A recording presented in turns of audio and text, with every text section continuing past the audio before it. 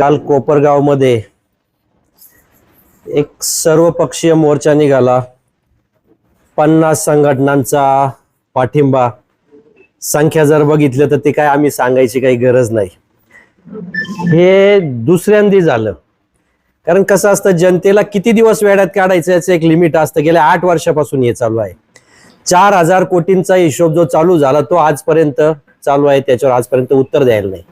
आधी घरपट्टीच्या विषयावर यांनी जनतेला वेड्यात काढलं, उपोषण केलं, अशा सामाजिक संस्थांना फोन करून करून बोलून घेतलं. ठीक आहे, आता कसं असतं, कोपरगावात दोन्ही राजकीय नेत्यांनी बोलवलं का काहींना अडचण नको म्हणून जावं लागतं. घरपट्टीच्या याच्यात यांनी शेवटच्या दिवशी हजारोनी यांच्याकडे आलेल्या तक्रारी, या बातम्या तुम्हीच केलेल्या आहे. 700 कंप्लेंट्स आणून दिल्या. त्या 700 मधल्या 400 कंप्लेंट्स या अर्धवट भरलेल्या आहे. नुसतं नाव टाकलं, काहीच लिहिलेलं नाही. त्या निकाली निघाल्या. राहिल्या 300 350. त्याही निकाली निघतात. तो पूर्ण फेल झाला. त्याच्यानंतर कालचं हे असंच झालं का शाळेच्या लहान लहान मुलांना घेऊन तुम्हाला मोर्चा काढावा लागला. काय आमचे मित्र म्हटले की टेंडर का भरत नाही, तर लोकांना ऍडजस्ट करावं लागतं. ही परंपरा प्रशासकीय काळात होती आणि प्रशासकीय काळात कोण नगरपालिका पाहत होतं हे आपल्याला सगळ्यांना ज्ञात आहे. कारण हे ते बोलले ते बरोबर आहे का, तर ती त्यांची संस्कृती होती, ती कार्यपद्धती त्यांची होती. पण त्यांच्या चुकीच्या कामामुळे आमच्यावर लोकांनी आरोप करून ते टेंडर भरायला तयार व्हायना. पण ज्यावेळी आम्ही आमच्या सगळ्या नगरसेवक सभापतींनी बसलो आणि एका एकाला बोलवलं आणि त्यांना विश्वास दिला का जुन्या पद्धतीने जसे वाटे द्यावं लागत होते, कार्यकर्ते ऍडजस्ट करावं लागत होते, तशी परिस्थिती नाही. तर एकाच दिवशी 3 कॉन्ट्रॅक्टर तयार झाले. सकाळी एक काम करतोय, रात्री एक काम करतोय, एक स्पेअरला आहे. याचं कारण का, तर त्यांना तो विश्वास आम्ही दिला. म्हणजे साधा क्रेनवाला बिचारा, ते मयत झाले आमचे मित्र शेखर झगडे, त्यांना आमच्या सभापतींनी सांगितलं, वैभव आढाव आणि फिरोजभाईंनी, ज्यावेळी आम्ही सत्तेत आलो त्यावेळी डिव्हायडर काढलेले होते. त्यांना सांगितलं का ते डिव्हायडर टाकून द्या. म्हणे साहेब मागचंच बिल मिळालेलं नाही. म्हणलं अडचण काय, म्हणे अपेक्षा खूप आहेत. म्हटलं इथून पुढच्या बिलाला आम्ही जबाबदार आहे. त्याच्यानंतर त्यांनी डिव्हायडर टाकले. तुम्हाला मी आजही सांगतो, हे जी नौटंकी चालली आहे ही फक्त 3 कोटीचे जे बोगस बिल आहे, 31 डिसेंबर 2025च्या पूर्वीचे जे आम्ही बिल काढत नाही, वर्क ऑर्डर नाही, बोगस कामं केलेले, कामं निकृष्ट आहे, कामं न करता बिल आहे, हे 3000 कोटीचे कामं, कोणी पीए असतील, त्यांचे बंधू असतील, काही यांचे बगल बच्चे असतील, यांचे सगळ्यांचे बिल आम्ही बाजूला ठेवले. कारण जनतेच्या कराचा 1 ना 1 रुपयाचा योग्य विनियोग आम्हाला करायचा आहे, म्हणून हा त्रास सहन होतोय. पण जनतेसाठी आम्ही 20-21 जण हा सगळा त्रास सहन करायला तयार आहे. परवाही मी कोपरगाव विजन मध्ये सांगितलं, 13-14 कोटीचं कर्ज आहे. अजूनही कर्ज होत आहे. पैसे नसताना अडी अडचणी आहे. ज्यावेळी आम्ही सत्तेत आलो त्यावेळी फक्त 20 लाख रुपये होते. आणि हे बिल काढण्यासाठी इतका प्रेशर आहे की त्यांचं म्हणणं आहे हे बिल काढा. हे बिल काढले तर उद्यापासून नगरपालिका सुरळीत चालत.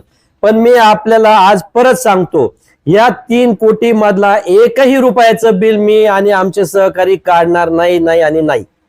हे बोगस बिल आहे आणि हे सगळ्यांना माहिती आहे का हे सगळे बोगस बिल आहे. म्हणून हे सगळा खाटाटोप फक्त एका व्यक्तीच्या प्रेमापोटी ही पार्टी लावून धरलेली आहे.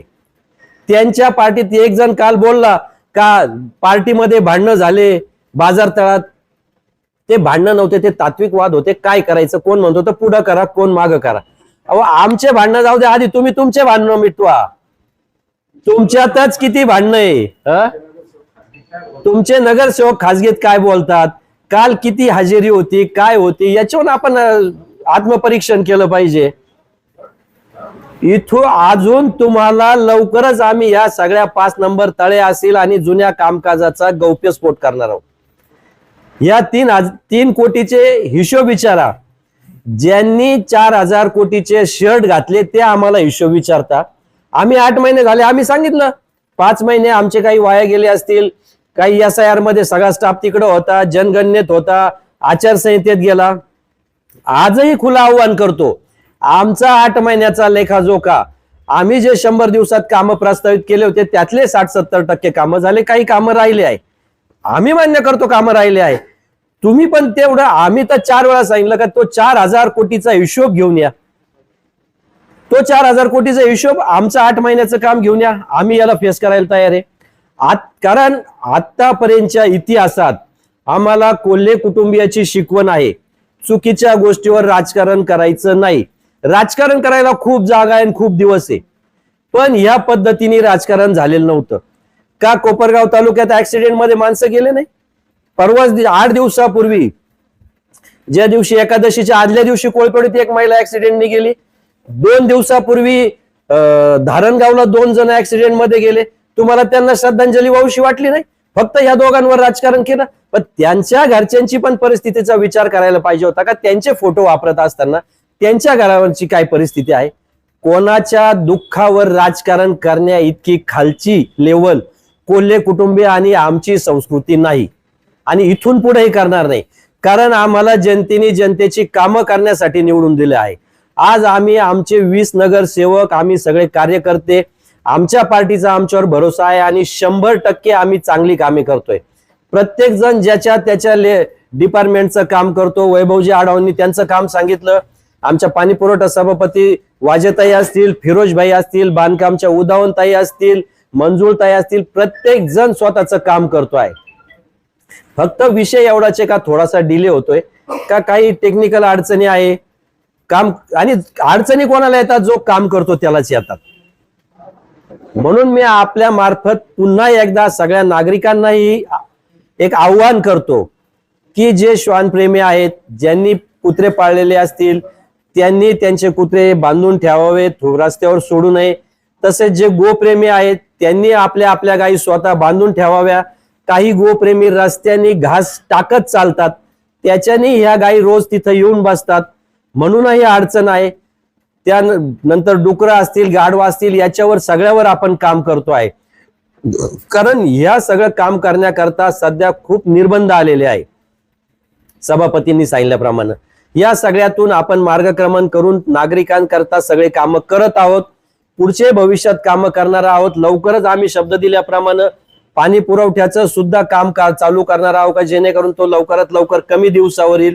1 ते 4 नंबर तळ्याचा गाळ काढायचा असेल, स्वच्छतेचं जे सांगितलं होतं तर सक्शन पंप असेल, डस्ट कलेक्टर असेल, नगरपालिकेला लवकरच जेट क्लिनिंग आणि सक्शन पंप येतोय, मागं गोरखा गाडी आली, अशा अनेक सुविधा आपल्या नगर शहरात चांगल्या होणार आहे. नागरिकांना थोडासा संयम आहे.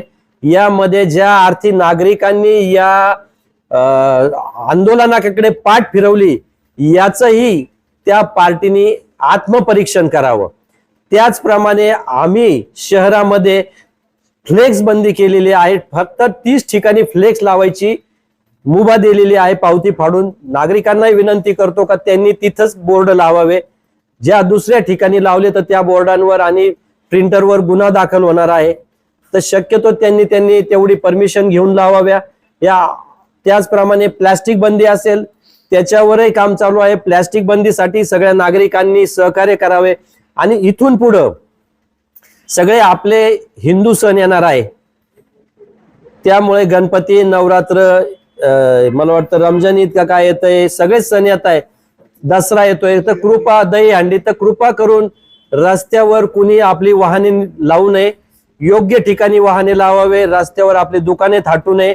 कारण आपल्यामुळे नागरिकांनाही त्रास होतो आहे. तर आपणही सगळ्यांनी सहकार्य करावे. कारण हे फक्त काम प्रशासन करू शकत नाही, याला नागरिकांनी सहकार्य करावे. मी या आमच्या सगळ्यांच्या वतीने नागरिकांना विनंती करतो. जी फ्लेक्स बंदी आपण केली आणि या फ्लेक्स वरून दोनदा जे आहे तर राडाचं चित्र पाहायला मिळालेलं आहे. त्या पद्धतीने तुम्ही फ्लेक्स बंद करता, तुम्ही फ्लेक्स लावण्याचा प्रयत्न करता. आम्ही फ्लेक्स लावले, पण आम्ही आमचे फ्लेक्स जिथं परवानगी आहे त्याची पावती फाडलेली आहे. आजही आपण जाऊन पहा. पण जे समोरच्यांनी फ्लेक्स लावले ते विना परवाना होते. आम्ही काढण्याचा नगरपालिकेच्या कर्मचाऱ्यांनी प्रयत्न केला, त्यांना धक्काबुक्की झाली, त्यांच्यावरही गुन्हा दाखल होणार आहे. आर्थिक मदत करण्याचा आमचाही प्रयत्न आहे. परंतु ज्यांनी मागणी केली आणि ज्यांनी हा स्टंट केला आणि जे फ्लेक्स लावले, एवढाच खर्च जर त्यांना दिला असता तर मी आज त्यांचे आभार मानले असते, आनंद वाटला असता. आम्ही मदती करतो, आर्थिक मदती करतो. आज जर संजीवनी उद्योग समूहामार्फत आणि युवा प्रतिष्ठान मार्फत जर बघितलं तर 3 अँब्युलन्स मोफत आहे. आम्ही शब्द दिल्याप्रमाणे कोपरगाव नगरपालिकेने 1 रुपया न खर्च करता CSR फंडातून IDBI बँकेकडून जी अँब्युलन्स घेतली ती नाममात्र दराने आहे. याच्याच विरोधात कोविडमध्ये साईबाबा तपोभूमीने एक अँब्युलन्स लोकार्पण केली होती परमपूज्य रमेश गिरी महाराजांच्या हस्ते. जर कोणाला तिचा जर उपयोग झाला असेल तर ते आम्हाला दाखवावं. मी परवा ज्यावेळी आव्हान केलं तर मला एकाने दाखवलं. ती अँब्युलन्स खुर्च्या वाहण्यासाठी होती. आम्ही जनतेसाठी काम करतो आहोत आणि आम्ही ह्या गोष्टींसाठी मदत करतो. डुंबरे कुटुंबियासाठी पण आम्ही मदत केली आहे, पण केलेलं काम सांगायचं नसतं. तुम्ही पर्सनल जर कुटुंबियाला विचारलं तर डुंबरे कुटुंबीय हे सांगाल का त्यासाठी आम्ही काय मदत केली. शिंदे कुटुंबाचा विषय असेल तर झाल्यापासून आमचे सभापती त्यांच्या बरोबर पुण्याच्या दवाखान्यापर्यंत होते, पण केलेलं कामाचं श्रेय आम्ही घेत नाही. यांचं कसं आहे, करायचं एवढं दाखवायचं एवढं, त्यामुळे त्यांना ते सांगावं लागतं. पण आम्ही जे करतो ते आम्ही सांगत नाही, कारण ही कोल्हे साहेबांची शिकवण आहे आम्हाला. कोपरगाव शहरामध्ये गेल्या काही दिवसापासून जे काही राजकारण सुरू आहे त्या राजकारणावर मी बोलू इच्छितो. आता हे जे मोकाट जनावर आहे, मोकाट जनावर पकडण्याची आम्ही नगरपालिकेच्या वतीने पण मोहीम हाती घेतली होती. मी सभापती आहे. सभापती असताना मला गावातून अनेकांचे फोन आले, पाटील आमचं हे जनावर आमचं आहे, ते जनावर आमचं आहे, तुम्ही कृपा करून आमच्यावर विनंती आहे तुम्ही ते सोडून द्या. आपण त्यांची 1-2 वेळेला विनंती ऐकली, पण मुख्यतः सांगायचं कारण काय आहे, काय हे जे मोकाट जनावर आहे यांना प्रत्येकाला मालक आहे, पण आपण आता हायगाई त्यांची काही करत नाहीये. त्यांच्यावर जी काही कार्यवाही करता येईल ती कारवाई करतोय. याआधी आपण 2दा निविदा काढल्या होत्या, त्या निविदा कुणी भरायला तयार नव्हतं. आता निविदा काढलेली जवळपास 70च्या आसपास आपण जनावर पकडलेले. मी सुद्धा त्या मोहिमेमध्ये हजर होतो. सांगायचा उद्देश असाच आहे की आपण शहरातील नागरिक, आपल्याला काय वाटतं बा हे मुक जनावर आहे, आपण त्याला चारा आणतो, घास आणतो, ते आपण रस्त्यावर टाकतो. त्या जनावरांना ती सवय झालेली आहे. तुम्ही जर ते दिलं नाही तर ते मोकाट जनावर असं रस्त्यावर इकडं तिकडं फिरणार नाही. मी कोपरगावकरांना विनंती करतो की इथून पुढं कुणी कृपा करून असं रस्त्यावर चारा किंवा चपात्या वगैरे त्यांना टाकू नका, म्हणजे ते काही येणार नाही. त्याच्यानंतर आता कुत्रे पकडायची मोहीम आम्ही हाती घेतली.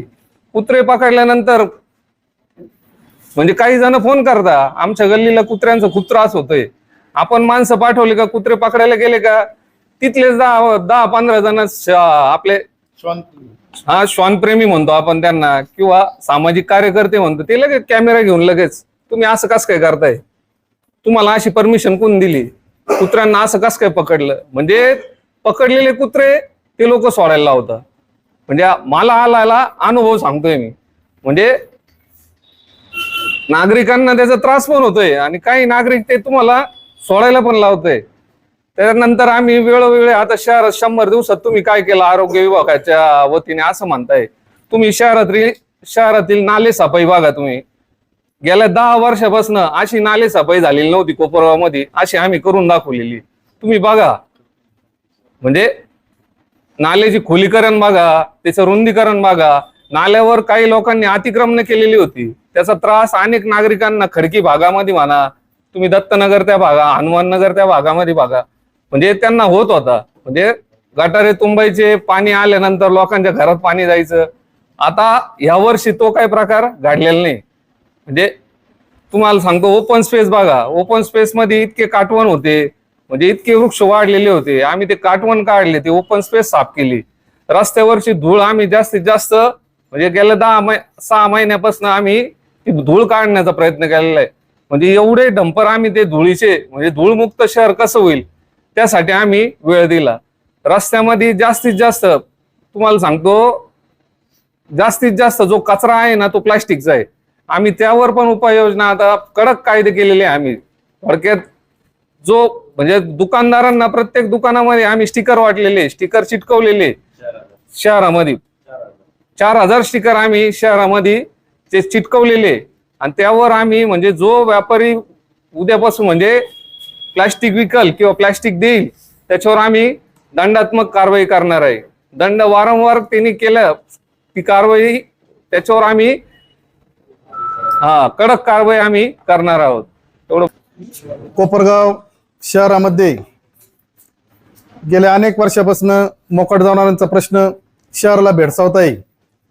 परंतु काही राजकीय पक्षाने एक शहरात राजकारण करायचं म्हणून जणू काय तो प्रश्न आत्ताच नगराध्यक्ष व नगरसेवक निवडून आल्यानंतर अचानक नवीन असा काहीतरी प्रश्न निर्माण झाला असं कोपरगाव शहरात एक वातावरण निर्माण केलं. परंतु मला सांगावंसं वाटतं की हा प्रश्न गेल्या अनेक वर्षापासून आहे. सदर प्रश्न सोडण्यासाठी आपण निविदा काढल्या होत्या, परंतु निविदा भरण्यासाठी कुणी तयार नाही. पहिली निविदा आम्ही जून महिन्यामध्ये काढली. जून महिन्यातली निविदाची मुदत संपली, परंतु कुठलाही ठेकेदार निविदा घेण्यासाठी तयार झाला नाही. त्याचं कारण आम्ही विचारलं ठेकेदाराला, तर ठेकेदाराने आम्हाला सांगितलं की तिथं काही लोकांना ऍडजस्ट करावं लागतं. आम्हाला प्रश्न पडला, म्हणलं तर ऍडजस्ट करणं म्हणजे काय प्रकार? आता जनावरं धरायचे, कुत्रे धरायचे आहेत, गाया धरायचे आहेत, त्याच्यात ऍडजस्ट करण्यासारखं काय? तर आम्हाला तो ते खोलात गेल्यानंतर असं कळलं काही लोकांना ऍडजस्ट करावं लागतं. मग त्यांना ती निविदा आमची पूर्ण मुदत संपवून गेली तरी कुणी भरली नाही. मग आता आम्ही मागच्या आठवड्यामध्ये परत एकदा निविदा काढली. काही ठेकेदार त्यांना आम्ही बोलून घेतलं, त्यांना समजून सांगितलं की इथं असं काही प्रकार होणार नाही. जे जिओ टॅगिंग पद्धतीने तुम्ही जनावरं पकडा, जिओ टॅगिंगचे फोटो काढा, जे तुमचं रितसर असेल तेवढं सगळं तुम्हाला बिलं मिळतील. कोणाला कुठल्याही प्रकारचं त्याच्यामध्ये काही इंटरेस्ट नाही. कोपरगाव शहरातून आपल्याला हे मोकाट जनावरं हद्दपार करायचे. मी तर म्हणाल मोकाट पण नाही जनावर, या प्रत्येक जनावराला मालक आहे. या काही मालकांनी बरेच लोकांनी काय केले, जनावरे पाळलेत आणि शहरात मोकळे सोडून दिलेत. आता आम्ही असं ठरवलं, अध्यक्षांनी त्या दिवशी सांगितल्याप्रमाणे की आता मालकावरच गुन्हे दाखल करायला चालू करायचे. जोपर्यंत मालकावर गुन्हा दाखल होणार नाही तोपर्यंत मालकही ठिकाणा राहणार आहेत. म्हणजे जनावर यांनी सांभाळायचे, दिवसभर यांनी गावात सोडून द्यायचे, संध्याकाळी ते जनावर परत त्या मालकात दार जातं, त्यांनी आयतं दूध पिळायचं. तुम्ही व्यवसाय करायचा, तुम्ही जागा घ्या, जनावर सांभाळा. जसे ग्रामीण भागात शेतकरी जनावर सांभाळतात तसे यांनी सांभाळले तर कोणाची काही हरकत नाही. परंतु यांनी फक्त फायदा घ्यायचा आणि त्रास कोपरगाव शहराला द्यायचा. हे काही इथून पुढं चालणार नाही, आम्ही सहन करणार नाही. जे आमचे 2 बंधू या अपघातामध्ये त्यांचा मृत्यू झाला, त्यातला एक तो विकास डुमरे, हा माझ्या मंडळातला, माझा लहानपणापासूनचा सदस्य होता माझ्या मंडळातला. तर माझ्या घरातला एक सदस्य या अपघातामध्ये गेलेला आहे. दुसरा आहे शिंदे मेजर, ते पण आमचे एकदम चांगले मित्र, वैभव आमचे एकदम चांगले मित्र होते. ते पण आमचे दोन्ही घरातल्या सदस्यांचं याच्यामध्ये निधन झालेलं आहे. तर आम्ही हा विषय खूप गांभीर्याने घेतलेला आहे आणि यापुढे जर कोणत्याही मालकाने जर याच्यामध्ये जर काही दिरंगाई केली, कुचराई केली तर त्याच्यावर अध्यक्ष साहेब, आता आपण त्या दिवशी ठरवल्याप्रमाणे जनावरांची मार्केटची किंमत, त्या किमतीच्या 50% त्याच्यावर आपण आता दंड लावणार आहे. तर इथून पुढे आपण त्याची काळजी घेऊ. सर्व कोपरगाव शहरवासियांना आम्ही आश्वासन देतो की येत्या आतापर्यंत आम्ही 60-65 जनावरे पकडलीत आणि ही जोपर्यंत पूर्ण शहर जनावर मुक्त होत नाही तोपर्यंत ही मोहीम पूर्णपणे चालू राहील, एवढी आम्ही ग्वाही देतो. हा काय प्रकार फक्त कोपरगाव शहरात असा काही प्रकार नाही. आता हे बघ, मोकाट जनावर श्रामपूर, आजची श्रामपूरची बातमी, श्रामपूर शहराची आजचीच बातमी. त्याच्यानंतर हे पिंपरी चिंचवड शहर, 40,000 नागरिकांना भटक्या कुत्र्यांनी चावा घेतला. त्यानंतर हिंगोलीची बातमी, त्यानंतर मालेगावची बातमी. म्हणजे एका आपल्या फक्त कोपरगाव शहरात हा प्रकार चालू आहे असा काही भाग नाही. हे पूर्ण महाराष्ट्रभर नाही तर आपण हिंदी न्यूज बघतो, पूर्ण भारतभर हा त्रास चालू झाला. याचं मूळ कारण असं आहे की नवीन काही कायदे आलेत, पशुसंवर्धन, पशूंच्या बाबतीमध्ये काही नवीन कायदे आलेत. त्यात श्वान पकडण्याचे काही नियम आलेत. श्वानला आता आपण पकडू शकत नाही, त्याचं निर्विजन करायचं, पुन्हा आणून त्याचा आहे त्या स्पॉटवर आणून सोडायचं. पण आता हे जनतेला समजून सांगावं लागणार आपल्याला. काही श्वानप्रेमी आहेत, काही पशुप्रेमी आहेत. आता कालचाच विषय आहे की रात्रीच्या वेळेस गाय पकडतात. आता दिवसभर गाय पकडल्या तर त्या पळतात, एखाद्याला जखम होऊ शकते. मग आपण काय केलं, रात्री सगळं झाल्यानंतर 11 वाजेनंतर आपण जनावरं पकडायला सुरुवात केली. तर त्यातही काही पशुप्रेमींचे फोन चालू झाले, तुम्ही रात्री का पकडता, असेच का पकडता. म्हणजे करायला गेलं तरी अडचण, नाही करायला गेलं तरी अडचण, ही अशी नगरपालिकेची परिस्थिती आहे. पण आपण कोपरगाव शहराला आश्वस्त करू इच्छितो की आपण पूर्ण याचा बिमोड झाल्याशिवाय ही मोहीम काय थांबणार नाही, एवढे मी श्वासित देतो आणि थांबतो. काल जो विरोधकांचा जनाक्रोश मोर्चा झाला त्याच्यात काल विरोधकांनी आम्ही निवेदन दिल्यानंतर तुम्ही अजूनही कारवाई केली नाही. पण आपल्याला मी सांगू इच्छितो की सर्व पत्रकार बांधवांना की आम्ही त्यांचं निवेदन येण्याच्या अगोदर आमची कारवाई ही चालू झालेली होती. आतापर्यंत जसं माझ्या हाती आपल्या आरोग्याचे सभापती वैभवजी आढाव आणि नगराध्यक्ष साहेब यांनी पण आपल्या ह्याच्यात सांगितलं आहे की आतापर्यंत आम्ही 71 जनावरं पकडली आहे. तसं जर आपण कोपरगाव शहरात जर बघितलं तर कमीत कमी 400 ते 450 मोकाट गाई जनावरं आहे. त्यापैकी आतापर्यंत 71 जनावरं पकडलेली आहे आणि ही कारवाई डे आणि नाईट दोन्ही शिफ्ट मध्ये चालू आहे.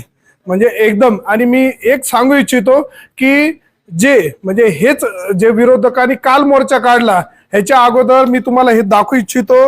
हे बघा, हे 9 जून 2025 आंदोलन आहे. 9 जून 2025 म्हणजे प्रशासनाच्या काळात झालेलं हे आंदोलन आहे.